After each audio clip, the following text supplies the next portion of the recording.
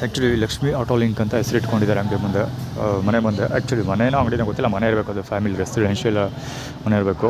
So ಅಲ್ಲಿ actually ಸಿಕ್ಕಾಪಟ್ಟೆ attitude ನಡೆಯುತ್ತೆ. ಫಸ್ಟ್ ಟೈಮ್ ಅಲ್ಲ, CCB ಕಮಿಷನರ್ ಆಫೀಸ್ ಕಚೇರಿಯಿಂದ CCB ಅವ್ರು ಕರ್ಕೊಂಡೋದ್ರಲ್ಲ, ಇದೇ ಸ್ಪಾಟಿಂದ ನಾನು ಕರ್ಕೊಂಡೋಗಿದ್ದು.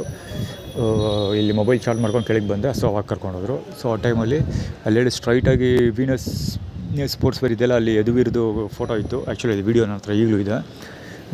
ಸೊ ಇಲ್ಲಿಂದ ನಾನು ಪಿಕ್ ಮಾಡಿದ್ದು. ಇವ್ರದ್ದೇನೆಂದರೆ ಇದಕ್ಕಿಂತ ಮುಂಚೆ ಇಲ್ಲೊಂದ್ಸರಿ ವೀಡಿಯೋ ಕವರ್ ಮಾಡಿದ್ದಿಲ್ಲ, ಯಾರೋ ಒಬ್ಬ ಹೋಮ್ಲೆಸ್ ಕುತ್ಕೊಂಡಿದ್ದ. ಸೊ ನಾನು ಕುತ್ಕೊಂಡಿದ್ದೆ ಆ್ಯಕ್ಚುಲಿ ಇಲ್ಲಿ ಕಾರ್ ನಿಂತಿದ್ದಲ್ಲ ಇದು ಪಕ್ಕದಲ್ಲಿ.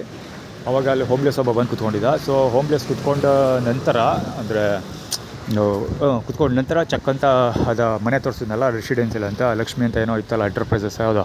ಸೊ ಅಲ್ಲಿಂದ ವ್ಯಕ್ತಿ ಬಂದುಬಿಟ್ಟು, ಅವ್ರು ನಿಮ್ಮ ಫ್ರೆಂಡಾ ಅಂತ ಕೇಳ್ದ, ಆ ಹೋಮ್ಲೆಸ್ಸನ್ನು ವ್ಯಕ್ತಿನ ಮುದುಕನ್ನ ಕೇಳಿಬಿಟ್ಟು ಸುಮ್ಮನೆ ಅವಮಾನ ಮಾಡೋದು, ಲಕ್ಷ್ಮಮ್ಮನಿಗೋಸ್ಕರ ಅವಮಾನ ಮಾಡೋದು.